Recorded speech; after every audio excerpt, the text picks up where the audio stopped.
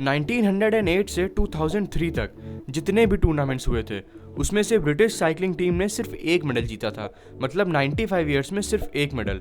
और उनकी परफॉर्मेंस इतनी ख़राब थी कि न्यूयॉर्क साइकिलिंग फर्म जो उन्हें साइकिल्स भी देती थी, उन्होंने उन्हें साइकिल्स देने तक के लिए मना कर दिया, क्योंकि उन्हें डर था कि कहीं ये न्यूज़ अगर बाहर आ गई तो उनकी साइकिल्स की ब्रांड वैल्यू कम हो जाएगी। तो अपनी टीम की इतनी ख़राब परफॉर्मेंस को देखते हुए ब्रिटिश साइकिलिंग एसोसिएशन ने 2004 में अपना कोच चेंज किया और डेव ब्रेन्सफोर्ड को नया कोच अपॉइंट किया। अब डेव ने क्या क्या नई स्ट्रेटजीज अपनाई, प्लेयर्स को कैसे ट्रेन किया, ये सब तो हम समझेंगे ही, मगर इससे पहले हम जान लेते हैं कि डेव ब्रेन्सफोर्ड के आने के बाद रिजल्ट में क्या क्या चेंजेस आए। तो 2008 में जो बीजिंग ओलंपिक्स हुए उसमें से 60% मेडल्स अकेले ब्रिटिश साइकिलिंग टीम के पास थे, और लंदन ओलंपिक्स में 9 गोल्ड मेडल्स, और लंदन में तो उन्होंने 7 वर्ल्ड रिकॉर्ड्स भी बनाए। और 2007 से 2017 तक उनके पास 178 वर्ल्ड चैंपियनशिप और 66 गोल्ड मेडल्स थे, और साथ ही ब्रिटिश साइकिलिंग टीम 5 बार टूर डी फ्रांस की चैंपियन भी बनी। तो आखिर ऐसा कैसे पॉसिबल हो पाया कि दुनिया की सबसे फिसड्डी टीम महज 3-4 सालों में ही वर्ल्ड लीडर बन गई? तो इसके लिए डेव ब्रेन्सफोर्ड ने एक स्ट्रेटजी अपनाई, the aggregation of marginal gains, जिसका सिंपल सा मतलब है कि increase every bit just by 1%। Dave ने हर छोटी से छोटी हैबिट को, हर छोटी से छोटी चीज़ को सिर्फ 1% से बेहतर कर दिया। जैसे उन्होंने बाइसिकल की सीट को हर टीम मेंबर के अकॉर्डिंग अलग तरीके से डिज़ाइन किया, उन्होंने प्लेयर्स की जर्सी लाइट और एरोडायनेमिकली स्टेबल बनाई, और टायर्स पर अल्कोहल्स की रबिंग की, और तो और उन्होंने हर प्लेयर की स्लीप क्वालिटी को टेस्ट करने के बाद उनके लिए अलग से स्लीपिंग बेड्स भी बनवाए, और हर प्लेयर को एक पर्सनल डॉक्टर भी दिया, और बाइसिकल की चेन्स का ऑयल भी चेंज किया। और इन्हीं छोटी छोटी चीज़ों को बस 1% बेटर करने से इतने मैसिव रिजल्ट्स आए। और गाइस, रिसर्चर्स कई बार प्रूव कर चुके हैं कि अगर आप डेली बस 1% से खुद को इम्प्रूव करो तो 1 साल बाद आप 37 टाइम्स इम्प्रूव हो जाओगे। गाइस, ऐसे ही बहुत सिंपल लेकिन इफेक्टिव हैबिट्स के बारे में, और कैसे किसी हैबिट को बनाया जाए और कैसे किसी बुरी आदत से छुटकारा पाया जाए, इन सब के बारे में ऑथर जेम्स क्लियर ने अपनी world class book atomic habit में लिखा है। तो चलिए एक एक करके सुटेबल एग्जाम्पल्स के साथ इन हैबिट्स को समझते हैं। और गाइस, आगे बढ़ने से पहले मैं बता दूं कि वो सिर्फ हैबिट्स ही होती हैं जो विनर्स को विनर और लूजर्स को लूजर बनाती हैं, वरना गोल्स तो सबके सेम ही होते हैं। Now let's begin. गाइस, कोई भी हैबिट 4 बेसिक स्टेप से बनती है। पहला क्यू, दूसरा क्रेविंग, तीसरा रिस्पॉन्स और चौथा रिवॉर्ड। मान लेते हैं कि आप पढ़ाई कर रहे हो और आपके फ़ोन में कोई नोटिफिकेशन आया, तो वो नोटिफिकेशन है क्यू, और आपका मन हुआ कि आप उस नोटिफिकेशन को देखो, तो वो हुआ क्रेविंग, और फिर आपने उस नोटिफिकेशन को खोलकर देख लिया तो उसे कहेंगे रिस्पॉन्स, और उस नोटिफिकेशन को देखने के बाद यानी रिस्पॉन्स के बाद आपको जो खुशी मिली हम उसे कहेंगे रिवॉर्ड। अब ऐसे आप अपना अच्छा खासा टाइम वेस्ट कर देते हो, और रिसर्चेज में पाया गया कि मोस्ट ऑफ द टाइम अगर आप खाली भी बैठे हो तब भी आप नोटिफिकेशन बार डाउन करके स्क्रॉल करने लगते हो, जिसमें से 90% नोटिफिकेशंस यूजलेस होते हैं। तो अब बार बार इस नोटिफिकेशन देखने वाली बुरी आदत को या किसी भी बुरी हैबिट को छुड़ाएं कैसे? इसके लिए ऑथर ने 2 तरीके बताए हैं। पहला तरीका तो अपने पिछले एग्जाम्पल से ही रिलेटेड है कि आप कैसे भी करके उस क्यू को मुश्किल बना दो। फॉर एग्जाम्पल, आप पढ़ाई करते टाइम अपने मोबाइल को खुद से दूर कर दो और अपने मोबाइल का पासवर्ड थोड़ा कॉम्प्लेक्स कर दो, कोई नंबर डाल दो, उसके बीच में हैशटैग्स और अपर और लोअर केस लेटर्स भी यूज़ कर लो, ताकि जब भी आपको अपना फ़ोन यूज़ करना हो तो ज़्यादा नहीं तो एटलीस्ट 5-7% बार तो आप अपना फ़ोन कॉम्प्लेक्स पासवर्ड के चक्कर में ऐसे ही अवॉइड कर दो।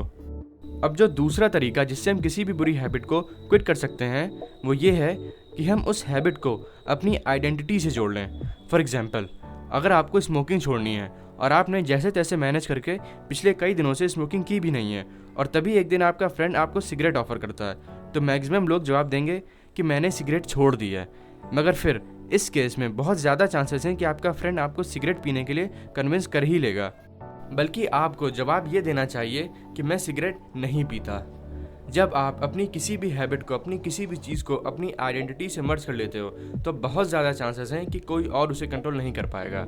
और गाइस, सक्सेसफुल लोग अपने गोल से ज़्यादा अपने सिस्टमैटिक प्रोसेस पर फोकस करते हैं, एंड ऑब्वियसली यही सिस्टमैटिक प्रोसेस है जो उन्हें अपने गोल्स तक पहुंचाएगा।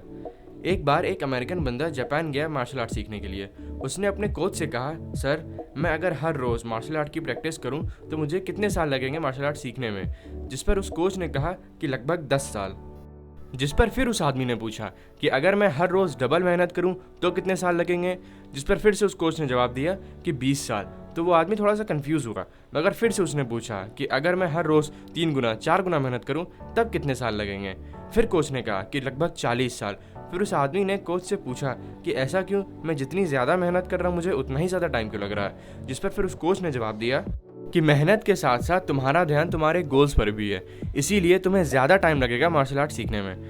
देखिए, बीच बीच में अपने आप को गोल्स के बारे में रिमाइंड कराते रहना ठीक है, लेकिन हमेशा गोल्स पर फोकस करते रहने से मैक्सिमम लोग फैंटेसीज में जीने लगते हैं, और फिर जिस वजह से उनका ध्यान उनकी उस मेहनत से हट जाता है जो उन्हें उनके गोल्स तक पहुंचाएगी।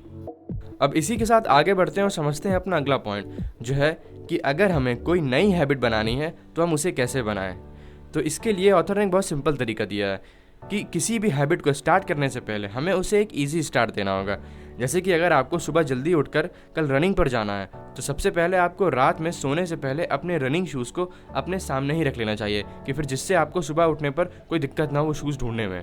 और ज़रूरी नहीं है कि आप पहले ही दिन से सुबह 5 बजे रनिंग पर जाने लगो। स्टार्टिंग में आप 7 बजे या 8 बजे भी रनिंग पर जा सकते हो, और ज़्यादा देर भी नहीं, 20-25 मिनट बस। और अगर आपको सॉन्ग्स सुनना पसंद है तो आप हेडफोन लगाकर गाने सुनते सुनते भी रनिंग कर सकते हो। ऐसे धीरे धीरे फिर आप अपनी रनिंग ड्यूरेशन और एक्सटेंड कर सकते हो, और 8 बजे से टाइम कम करते करते 6 बजे तक ला सकते हो।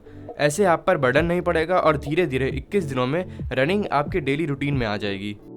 अब समझते हैं अपना अगला पॉइंट, जो कि एक मिथ है कि मैक्सिमम लोगों को ऐसा लगता है कि सक्सेसफुल होने के लिए या किसी भी नई हैबिट को बनाने के लिए मोटिवेशन सबसे ज़्यादा ज़रूरी होता है, जबकि ये पूरा सच नहीं है। हमारे आसपास का इन्वायरमेंट और माहौल डिसाइड करता है कि हम आगे लाइफ में क्या करेंगे। बॉस्टन के जनरल हॉस्पिटल की सीनियर डॉक्टर एन थॉर्डिक को रिपोर्ट मिली कि उनके हॉस्पिटल का स्टाफ कैफेटेरिया में लंच टाइम में ज़रूरत से ज़्यादा कोक कंज्यूम कर रहा है। अब क्योंकि वो साइकोलॉजिस्ट थी और वे ह्यूमन बिहेवियर को बहुत अच्छे से समझती थी, तो उन्होंने एक माइंड गेम खेला। जो कोक की बॉटल्स कैफेटेरिया में सामने की तरफ रखी हुई थी, उन्होंने उसको हटवाकर उसकी जगह पानी की बॉटल्स रखवा दी और कोक की बॉटल्स को पीछे के साइड रखवा दिया। अब इसके रिजल्ट्स काफ़ी हैरान करने वाले थे। अगले ही महीने में कोक की सेल्स 11.4% तक डाउन हो गई और वाटर बॉटल्स की सेल 24% बढ़ गई।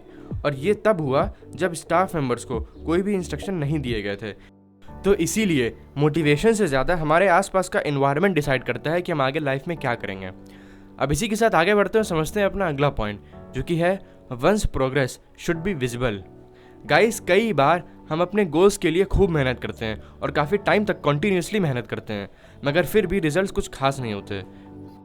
तो ऐसा इसीलिए होता है क्योंकि हम अपनी प्रोग्रेस को विजुअलाइज नहीं कर पाते। मतलब हमें अपनी प्रोग्रेस को ट्रैक करते रहना चाहिए। इसके लिए एक बहुत फेमस स्ट्रैटेजी है, पेपर क्लिप स्ट्रैटेजी। स्टीफन एक बैंक में पॉलिसीज़ बेचने का काम करते थे, मगर उनकी कुछ खास इनकम नहीं हो पा रही थी और कई बार तो उन्हें बिना खाना खाए भूखे पेट ही सोना पड़ता था।